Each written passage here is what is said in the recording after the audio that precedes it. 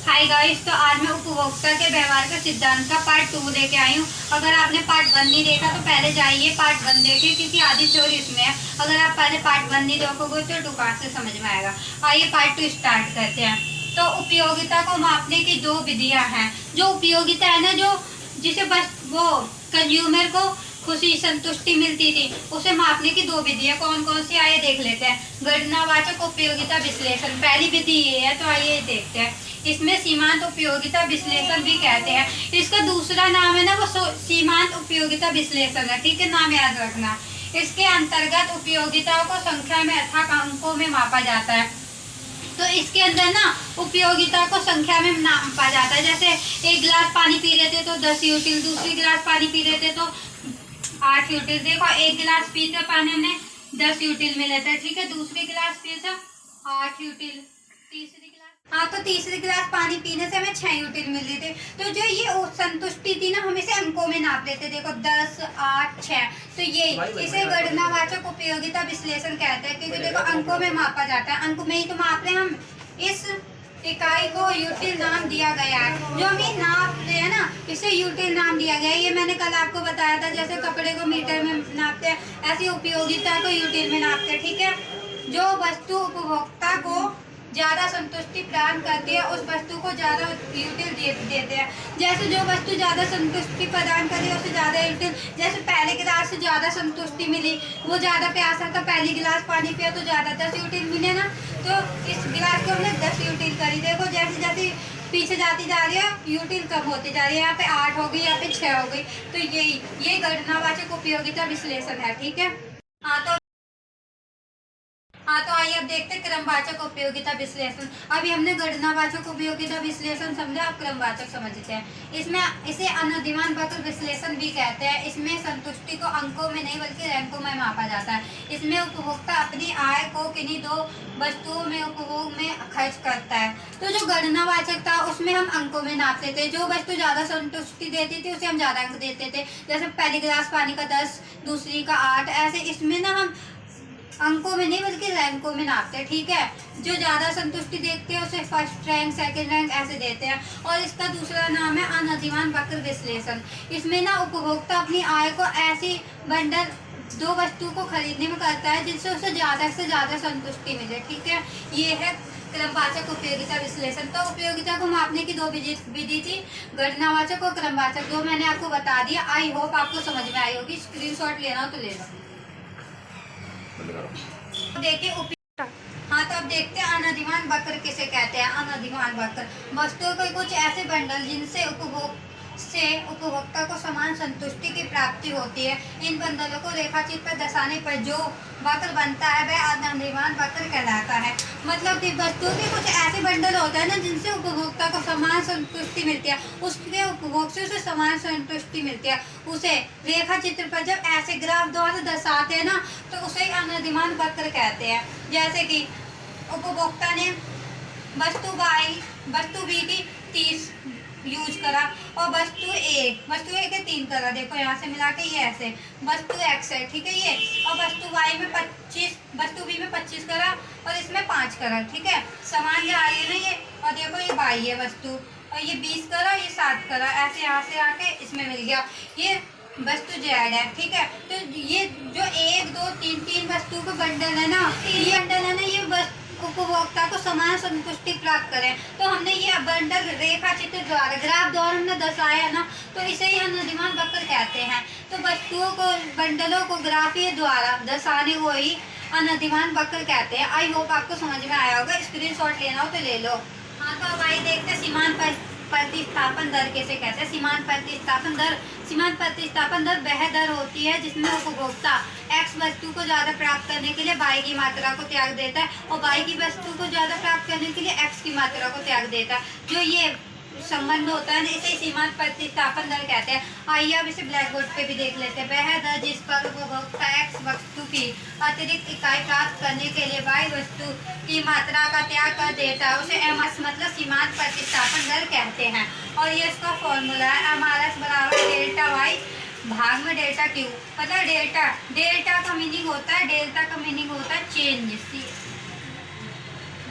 Change. जो वस्तु में चेंज हुआ है ना उसे ही डेल्टा द्वारा दर्शाया जाता है। तो डेल्टा वाई बराबर डेल्टा भाग डेल्टा एक्स, तो ये से निकालने का फॉर्मूला है। आई होप आपको ये समझ में आया होगा। ये सीमांत प्रतिस्थापन दर वही होता है जो वस्तु को ज्यादा प्राप्त करने के लिए दूसरी वस्तु को त्याग कर देता है ना। जैसे मान लो मेरे पास 100 रुपये है और मुझे पेन भी चाहिए और पेंसिल भी चाहिए, उससे 10 पेन आ रहे हैं और 20 पेंसिल आ रही है, ठीक है। और मुझे पेंसिल कम चाहिए, पेन ज़्यादा चाहिए, तो मैं पेंसिल को 15 ले लूँगी और पेन को भी 15 ले लूँगी, ठीक है। तो मैंने जब मुझे पेन की मात्रा बढ़ाई, मैंने पेन 10 से मैंने 15 लिए, तो पेंसिल कम हो गई ना, पेंसिल 20 से 15 होंगे, ठीक है।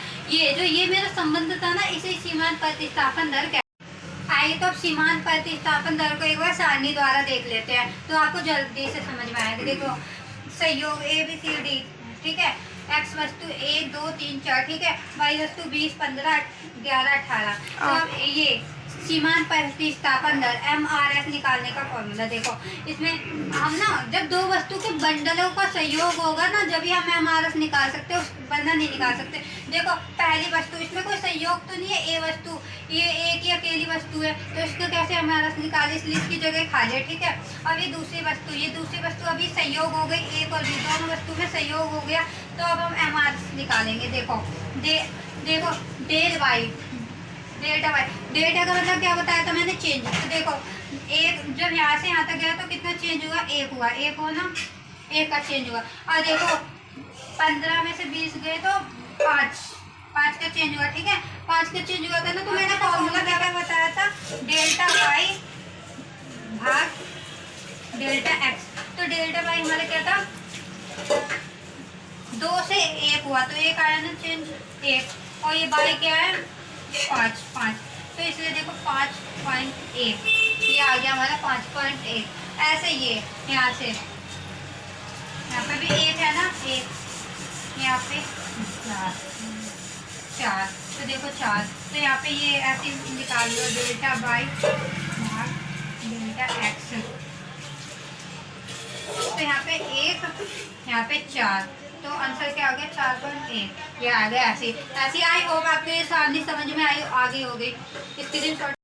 हाँ तो देखते हैं अनधिमान वक्र। अनधिमान वक्र किसे कहते हैं, देखो वह वक्र जो दो वस्तुओं के ऐसे संयोग का ग्राफीय निरूपण है जो उपभोक्ता को समान संतुष्टि प्रदान करता है। अनधिमान वक्र को तटस्थ वक्र या उदासीन वक्र भी कहते हैं।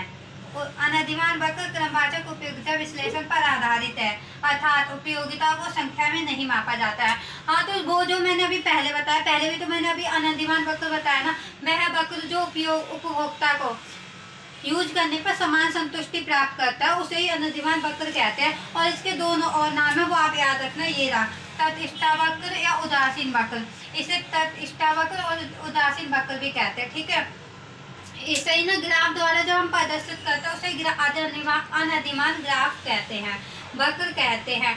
और ये ना क्रमवाचक उपयोगिता पर आधारित होता है। मैंने बताया था उपयोगिता को मापने की 2 इकाई हैं, एक तो क्रमवाचक, एक गणनावाचक। तो ये अनधिमान वक्र उपयोगिता विश्लेषण पर आधारित होता है। मैंने बताया था ना उपयोगिता को मापने की 2 इकाई हैं, एक गणनावाचक उपयोगिता विश्लेषण, एक क्रमवाचक उपयोगिता विश्लेषण।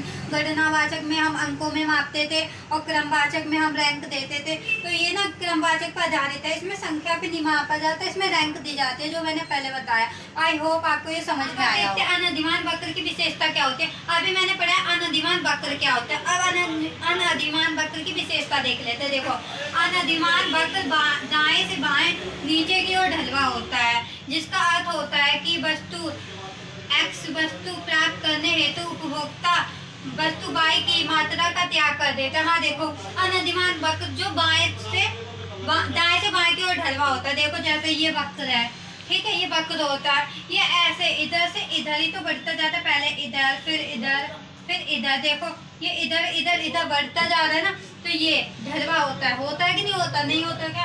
और जिसका मतलब ये होता है वस्तु एक्स ज्यादा प्राप्त करने के लिए वाई की मात्रा त्याग देता है। जैसे कि देखो जैसे 2 4 6 3 6। हाँ तो देखो जैसे मान्यता है, ठीक है। हाँ तो देखो जैसे मैंने अब बताया, ये जहाँ से बाहर नीचे की ओर ढलवा होता है, ये इधर से इधर, इधर से इधर चला जाता है, ठीक है। और अब दूसरी लाइन, वस्तु एक्स ज्यादा प्राप्त करने के लिए उपभोक्ता वस्तु वाई की मात्रा को त्याग कर देता है। देखो जैसे अगर ये वाई है, ये एक्स वस्तु है, हमें एक्स वस्तु 2 चाहिए, ये 9 चाहिए, ठीक है। तो ये यहाँ से ऐसे मिल गया, ठीक है। और अगर हमें ये वाई और ज़्यादा चाहिए, 2 की जगह हमें 4 चाहिए, ठीक है। तो हमने इसकी मात्रा बढ़ाई, तो इसकी मात्रा हमें कम करनी पड़ेगी। देखो इसकी 2 से 4 कर दी, तो ये 9 से अब 6 हो गई। देखो हो गई कि नहीं हो गई। और अब हमें x की मात्रा और ज़्यादा चाहिए, हमें 6 चाहिए, तो हमें इसकी मात्रा और कम करनी पड़ेगी। देखो अब ये 3 से 6 हो गई कि नहीं हो गई। और दूसरी बात, ये बाएं से दाएं भी ढलवा डाला, देखो इधर से इधर हुआ, फिर और इधर हुआ, फिर और इधर हुआ, तो ये इसकी मान्यता है, ठीक है। हाँ तो अब देखो इसकी दूसरी विशेषता देख ले। तो दूसरी विशेषता क्या होती है, अनधिमान वक्र कभी एक दूसरे को नहीं काटता है। देखो अनधिमान वक्र होता है, उसकी लाइन कभी एक दूसरे को काटते नहीं ना। जैसे ये अनधिमान वक्र है, ये ऐसे जाएगी, ऐसे जाएगी, ऐसे जाएगी, लेकिन कभी ऐसे एक दूसरे को काटेगी नहीं ना। तो ये भी विशेषता इसकी सही है, ठीक है। अब तीसरी विशेषता, पूर्ण प्रतिस्थापन के लिए अनधिमान वक्र 2 वस्तुओं का वक्र पूर्ण प्रतिस्थापन होता है, एक सीधी रेखा होती है, ठीक है। ये एक सीधी रेखा होती है, ठीक है, जैसे मैंने अभी बताया। तो ये अनधिमान वक्र की विशेषता थी। आई होप आपको समझ में आएगा। आइए बजट सेट देख लेते हैं। बजट सेट किसे कहते हैं? बजट सेट 2 वस्तुओं के उन सभी बंडलों का समुच्चय होता है जिन्हें उपभोक्ता से खरीदता है। हाँ तो देखो बजट सेट वो होता है जो उपभोक्ता अपनी आय पर और जो उसकी कीमत होती है ना उसी के अनुसार खरीदता है। मान लो ये मार्कर बाजार में 20 रुपए का है, तो इसमें मैं 20 ही रुपए का तो खरीदूंगी, ये तो कहूंगी नहीं तुम इसके 10 रुपए ले लो, नहीं। अगर ये 20 का है तो मुझे 20 ही रुपए देने पड़ेंगे और अपनी आय से देने पड़ेंगे। तो ये वही होता है बजट सेट। बजट सेट 2 वस्तुओं के सहयोग होता है। 2 वस्तुओं का ऐसा बंडल होता है जिसे जितनी उसकी कीमत है उसी के अनुसार उपभोक्ता खरीदता है, ठीक है, और अपनी आय से खरीदता है। ये अगर आपको ये डेफिनेशन समझना है तो दूसरी डेफिनेशन, उपलब्ध बंडलों का सेट दोनों वस्तुओं की कीमत और उपभोक्ता की आय पर निर्भर करता है। हाँ देखो मैंने अभी बताया कि दो बंडलों का सहयोग होता है ना, वो उसके बाजार की आय पर निर्भर होता है। अगर मान लो वो बंडल का सेट ज्यादा कीमत वाला है, उपभोक्ता की उतनी आय है नहीं, उतनी हैसियत है नहीं, तो वो उसे कहाँ से खरीद लेगा। तो इसलिए ना कीमत और उपभोक्ता की आय पर 2 बंडलों का सेट निर्भर करता है। जितनी उसकी आय होगी ना वो उसी बंडल को खरीदेगा। आई होप आपको समझ में आया होगा। स्क्रीनशॉट लेना हो। देखते हैं वस्तु की कीमत। वस्तु की कीमत किसे कहते हैं? वस्तु की कीमत किस पर निर्भर होती है? वस्तु की कीमत अन्य वस्तुओं की कीमतों, कच्चा माल, उपभोक्ता की डिमांड वक्र पर निर्भर होती है। तो जो देखो जो वस्तु की कीमत होती है वो ना किस किस पर निर्भर होती है? वो वस्तु की कीमत दूसरे वस्तु की कीमत, मान लो उसकी कंपटीशन में दूसरी वस्तु वो ज़्यादा कीमत की हो, वो कम कीमत की हो और ये ज़्यादा कीमत की हो, फिर ये नहीं बिकेगी ना। मान लो वही पेन कोई और दुकानदार 3 का दे रहा है और दूसरा दुकानदार 4 का दे रहा है, तो 3 वाले पे ज़्यादा खरीदेंगे ना लोग, 4 वाले पे नहीं ना। इसलिए उसकी दूसरी वस्तु की कीमत भी देखनी पड़ती है। और अन्य वस्तु की कीमत में कच्चा माल, उसमें कितना कच्चा माल लगा है, मतलब वो कितने कच्चे माल से बनी है। अगर उसके लागत में, उसे बनाने में 20 रुपए का खर्च आया है, तो हम ऐसा तो है नहीं कि 15 में बेच देंगे, फिर तो फर्म को ही नुकसान होगा, कंपनी वाले को नुकसान होगा। उसने बनाई 20 में, तो 15 में कैसा? अगर उसे 20 रुपए, एक मार्कर को बनाने में 20 रुपए खर्च हुए, मतलब एक वस्तु को बनाने में 20 रुपए खर्च हुए, तो उसे खुद भी तो कुछ लाभ चाहिए होगा ना। तो 20 की जगह वो 25 में बेचेगा ना, कि 5 रुपए उसे भी लाभ हो। वही वो कच्चा माल पर निर्भर होते हैं और उपभोक्ता की आय पर निर्भर होते हैं। जैसे उपभोक्ता की जितनी आय है, उपभोक्ता अपनी आय के अनुसार ही, उसकी स्कूटर की हैसियत होगी तो वो कार कहाँ से खरीद लेगा। इसलिए जो उपभोक्ता की आय होती है ना वो भी वस्तु की कीमत पर निर्भर होती है, उसके अनुसार ही, ठीक है। उपभोक्ता की रुचि भी तो उपभोक्ता की उस पर होती है। अगर मान लो उसे ये नहीं चाहिए, उसे ये पसंद नहीं है, तो वो कैसे खरीद लेगा? पसंद होनी चाहिए, उसमें उसकी रुचि होनी चाहिए, जब तो वो चीज़ खरीदेगा ना। इसे ही कहते हैं वस्तु की कीमत। ये इन पर ही निर्भर होती है, ठीक है।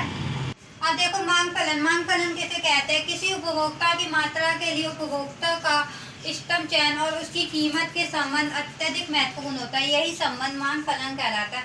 जो उपभोक्ता का कीमत और मात्रा में जो संबंध होता है ना, किसी वस्तु की कीमत और मात्रा में जो संबंध होता है उसे ही मांग फलन कहते हैं। अब ये देख लेते हैं मांग वक्र। किसी उपभोक्ता द्वारा चुनी गई वस्तु की मात्रा और उस वस्तु की कीमत के संबंध को ग्राफ द्वारा दर्शाने पर मांग वक्र कहलाता है।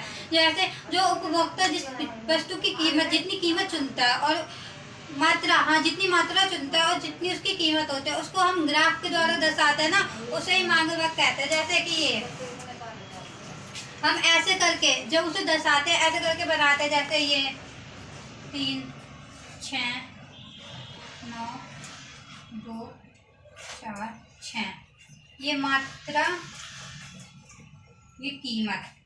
हाँ देखो ये कीमत, ये वस्तु की मात्रा है और ये जो लाइन है ये कीमत है, ठीक है। अब देखो अगर 9 चाहिए, अगर वस्तु 2 चाहिए तो उसकी मात्रा 9 है, ठीक है, मतलब कीमत 9 है ऐसे। और अगर 4 वस्तु चाहिए तो उसकी कीमत 6 है, अगर 6 वस्तु चाहिए तो उसकी 3 है। ये हम जो ग्राफ के द्वारा ऐसे बना के जो दर्शाते हैं ना, उसे मांग वक्र कहते हैं। आई होप आपको समझ में आया होगा।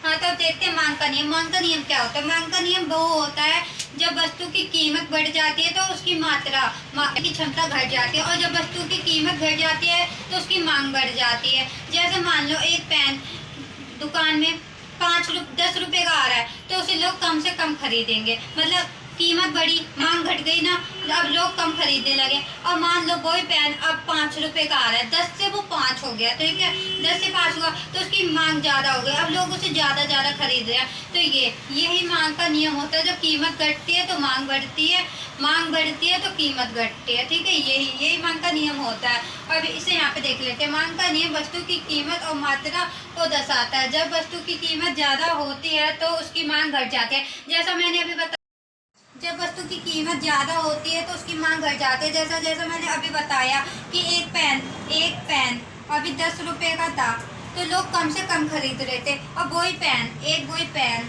5 का हो गया तो अब लोग उसे ज़्यादा खरीद रहे हैं ना, तो यही मांग का नियम है। और जब कीमत घट जाती है तो मांग बढ़ जाती है। देखो कीमत घट गई, कीमत 10 से 5 हो गई तो मांग बढ़ गई, लोग ज़्यादा खरीद रहे हैं, और कीमत बढ़ गई, यहाँ से 5 से खरीद रहे हैं। इसे ही मांग का नियम कहते हैं। आई होप आपको समझ में आया होगा। अगर कुछ समझ में ना आए तो कमेंट करके बता दो। हाँ तो अब मांग के नियम की परिभाषा प्रो मार्शल के अनुसार देख लेते हैं। प्रोफेसर मार्शल के अनुसार उन्होंने मांग के नियम की क्या परिभाषा दी है, ये देखते हैं। अन्य बातें समान रहने पर जैसे जैसे वस्तु की कीमत में कमी होती है वैसे वैसे उसकी मांग बढ़ती जाती है। इसके विपरीत जैसे जैसे वस्तु की कीमत में वृद्धि होती है वैसे वैसे उसकी मांग घटती जाती है। वही जो मैंने अभी बताया, मांग के नियम में कीमत मांग घटेगी, कीमत घटेगी तो मांग बढ़ेगी। इन दोनों के बीच में उल्टा संबंध होता है, एक है दूसरी बढ़ती है, एक घटती है। वही प्रोफेसर मार्शल भी यही कह रहे हैं। आई होप आपको समझ में। हाँ तो अब मांग के नियम की मान्यता देख लेते हैं। अभी मैंने आपको मांग का नियम समझाया, आपको मांग का नियम समझ में आ गया ना। अब मांग के नियम की मान्यताएं देख लेते हैं। मान्यताएं क्या होती है? पहली, वस्तु की आय स्थिर हो, व्यक्ति की आय स्थिर हो, व्यक्ति की उपभोक्ता की आय स्थिर होनी चाहिए, ठीक है, यही उसकी मान। उसकी स्वभाव, रुचि, फैशन आदि में कोई परिवर्तन न हुआ हो, मतलब उसके स्वभाव, रुचि आदि, मतलब उसे ना दूसरी वस्तुओं की तरफ आकर्षण नहीं होना चाहिए, उसे इसी वस्तु की तरफ रहना चाहिए। अगर वो दूसरी वस्तु में अधिक फैशन लेने लगेगा, अधिक पसंद करने लगेगा तो इससे लोग खरीदना बंद कर देंगे ना। वही वस्तु की कीमत स्थिर हो, वस्तु की कीमत भी स्थिर रहनी चाहिए। अगर एक चीज़ की कीमत इतनी है तो इतनी रहनी चाहिए, अगर वो जल्दी से बढ़ेगी घटेगी तो लोग उसे कम खरीदेंगे, ठीक है।